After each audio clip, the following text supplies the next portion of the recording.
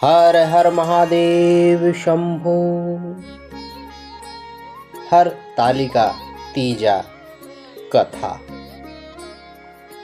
एक समय माता पार्वती जी ने भगवान सदाशिव जी से हाथ जोड़ करके प्रश्न किया, हे प्रभु, हे महेश्वर, मेरे बड़े सौभाग्य हैं जो मैंने आप जैसे अर्ध नारेश्वर पति का वरण किया है। क्या मैं यह जान सकती हूँ मैंने ऐसा कौन सा दान पुण्य किया है? आप अंतर्यामी हैं, मुझे दासी को यह बताने की कृपा करें। पार्वती जी की ऐसी प्रार्थना सुनकर के भगवान शिव बोले, हे प्रिय, तुमने अति उत्तम पुण्य का संग्रह किया था, जिससे तुमने मुझ जैसे पति का वरण किया है। वह अति गुप्त व्रत है, पर तुम्हारे आग्रह करने पर मैं उसे प्रकट करता हूं। वह यह है कि भादों के शुक्ल पक्ष की तीज का व्रत हरतालिका के नाम से प्रसिद्ध है। यह व्रत जैसे तारागणों में चंद्रमा, नवग्रहों में सूर्य, वर्णों में ब्राह्मण, वेदों में साम, इंद्रियों में मन रूपा, ऐसा यह व्रत सर्वश्रेष्ठ है।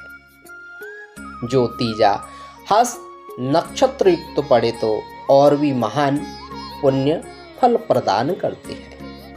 यह सुनकर के माता पार्वती ने कहा, हे महेश्वर, मैंने कब और कैसे यह व्रत किया, यह अब सुनने की इच्छा है। इतना कहकर के भगवान शिव बोले, हे उमा, भारत के उत्तर में हिमाचल पर्वत है, उसके राजा का नाम हिमाचल है। वहां तुम रानी मैना से उत्पन्न हुई थी। तुमने बाल्यकाल से ही मेरी आराधना प्रारंभ कर दी। कुछ उम्र बढ़ने पर तुमने हिमालय की दुर्गम गुफाओं में जाकर के सहेलियों सहित मुझे पाने के लिए तप आरंभ कर दिया। तुम ग्रीष्म ऋतु में पानी में खड़े होकर के मेरे ध्यान में संलग्न रहे। इसी प्रकार 6 ऋतुओं में तप करने पर भी जब मेरे दर्शन न मिले, तब तुमने उद्धर्व मुख होकर केवल वायु का सेवन किया। फिर वृक्षों के सूखे पत्ते खाकर इस देह को क्षीण किया। ऐसी तपस्या में लीन देख करके राजा हिमाचल तुम्हारे विवाह हेतु चिंता करने लगे। इसी सुअवसर पर देव ऋषि नारद वहां पर उपस्थित हुए। राजा ने अति हर्ष के साथ नारद जी का स्वागत किया। आने का कारण पूछा। नारद जी ने कहा, हे राजन, मुझे भगवान विष्णु ने भेजा है। मैं चाहता हूं कि आपकी कन्या को योग्य वर प्राप्त हो, अतः भगवान विष्णु ने आपकी कन्या का वरण किया है। क्या आपको स्वीकार है? राजा हिमालय ने कहा, महाराज, मेरा सौभाग्य है जो मेरी कन्या को विष्णु जी ने स्वीकार किया है, अतः मैं अवश्य ही अपनी कन्या का दान करूंगा। यह निश्चित हो जाने पर नारद जी ने बैकुंठ जाकर भगवान विष्णु से पार्वती के विवाह के लिए कहा।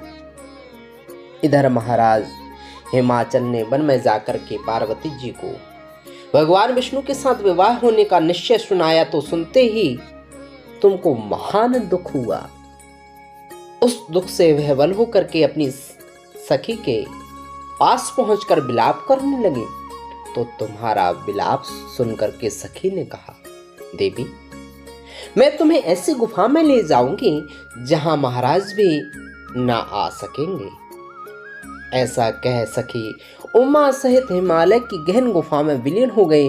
तब राजा हिमाचल घबरा कर पार्वती को ढूंढते हुए विलाप करने लगे कि मैंने विष्णु जी को वचन दिया है, वह कैसे पूर्ण होगा।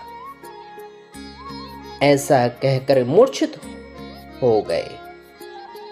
तब सभी पुरवासियों को साथ लेकर के ढूंढने के लिए महाराज निकल पड़े और सोचने लगे, मेरी कन्या को व्याघ्र खा गया है, या सर्प ने डस लिया है, या राक्षस हर कर ले गया है।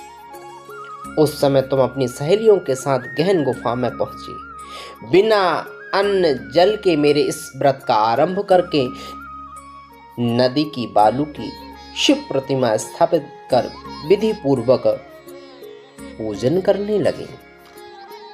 उस दिन भाद्रपद माह के शुक्ल पक्ष की तृतीया हस्त नक्षत्र था। तुम्हारी पूजा के फलस्वरूप मेरा सिंहासन हिल उठा। मैंने जाकर के तुम्हें दर्शन देकर के कहा, हे देवी, मैं तुम्हारे व्रत व पूजन से अति प्रसन्न हूं। तुम अपनी कामना मुझसे वर्णन करो। इतना सुन तुमने लज्जित भाव से प्रार्थना की कि आप अंतर्यामी हैं, मेरे मन के भाव आपसे छिपे नहीं हैं। मैं आपको पति रूपी में चाहती हूँ।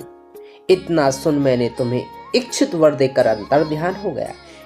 इसके बाद तुम्हारे पिता मंत्रियों सहित ढूंढते ढूंढते नदी के किनारे पहुंचे। अनेक प्रकार से चिंतित है, शोक से मूर्छित होकर के वह गिर पड़े। उसी समय तुमने मेरी बालू की मूर्ति विसर्जन हेतु नदी पर पहुंची। तुम्हें देखकर हिमाचल अति प्रसन्न होकर के बोले, उमा, तुम इस भयानक वन में कैसे चली आई हो, जो कि अति भयानक है। यह मनुष्य के प्राण संकट में पड़ जाते हैं। हे पुत्री, इस भयानक वन को त्याग करके अपने घर को प्रस्थान करो। पिता के वचन सुनकर तुमने कहा, हे पिता, आपने मेरा विवाह भगवान विष्णु के साथ स्वीकार किया है। इससे मैं इसी वन में रह करके अपने प्राणों का त्याग कर दूंगी। ऐसा सुनकर राजा हिमाचल खुश हुए और बोले, हे पुत्री, शोक मत करो। मैं तुम्हारा विवाह कदापि विष्णु जी के साथ नहीं करूंगा। जो तुम्हें रुचिकर हैं उन्हीं सदाशिव के साथ करूंगा। तब सखी के साथ नगर में उपस्थित होकर के अपनी माता व सहेलियों से मिले। कुछ समय बाद शुभ मुहूर्त में विवाह वेद विधि के साथ महाराज ने हिमाचल व रानी मैना ने मेरे साथ विवाह करके पुण्य का अर्जन किया।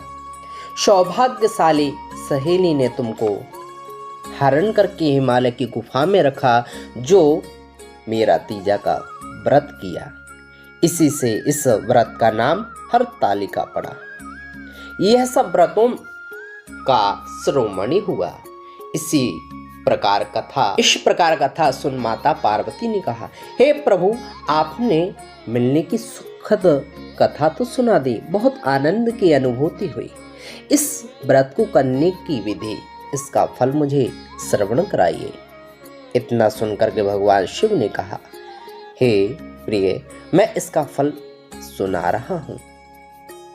यह व्रत सौभाग्यवती नारी व पति चाहने वाली कन्याओं के लिए करना चाहिए। यह व्रत भाद्रपद शुक्ल पक्ष द्वितीया की शाम को धारण करें। यह व्रत निराहार होकर के करना चाहिए। भगवान शिव पार्वती की स्वर्ण प्रतिमा केले के खंभे व पुष्प आदि से सुशोभित मंडप में स्थापित करके रेशमी वस्त्र वैछावे चंदो व तान करके वंदन बार लगा करके भगवान शिव की बालू की प्रतिमा स्थापित कर पूजन करना चाहिए। रात्रि जागरण करें। भगवान शिव की आनंदमयी कथाओं का रसपान करें और कीर्तन करें। ब्राह्मणों को द्रव्य, अन्न, वस्त्र, पात्र आदि श्रद्धायुक्त देना चाहिए। शिव जी के प्रसिद्ध मंत्र पंचाक्षरी ओम नमः शिवाय का जप करना चाहिए। प्रार्थना करते समय अपनी मनोकामना भगवान के समक्ष रखनी चाहिए। प्रार्थना के बाद दोनों हाथों में पुष्प लेकर पुष्पांजलि अर्पित करें। फिर चतुर्थी को शिवलिंग को किसी पवित्र नदी, तालाब में विसर्जन करें। 3 ब्राह्मणों को भोजन कराएं, दक्षिणा देवें।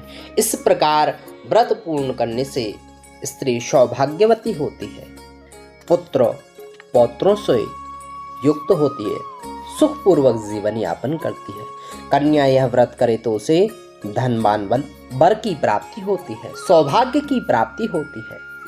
हे देवी, जो सौभाग्यवती स्त्री इस व्रत को धारण नहीं करती वह बार बार वैधव्य योग को प्राप्त होती है। जो स्त्री तीज के दिन व्रत रहकर चोरी से अन्न खाती है सूकरी का जन्म लेती है। जो जलपान करती है जोंक का जन्म लेती है। जो दूध पीती है वह सर्पणी की योनि प्राप्त करती है। जो मांस खाती है वह बाघिनी की योनि प्राप्त करती है। जो स्त्री उस दिन सोती है वह अजगर की योनि प्राप्त करती है। हे उमा, जो स्त्री इस दिन श्रद्धा भक्ति भाव के साथ नियम पूर्वक व्रत का पालन करती है समस्त प्रकार के सुख को प्राप्त करती है। भगवान शिव की कृपा प्राप्त होती है। समस्त प्रकार से वह सौभाग्य, धन्य, धन, पुत्र पौत्रादि की प्राप्ति होती है उसे। वह दूसरे जन्म में तुम्हारे समान स्वरूपवान होकर इस संसार में उत्तम सुख भोग करती है। भगवान सदा शिव की कृपा प्राप्त करती है। हर हर महादेव शंभो।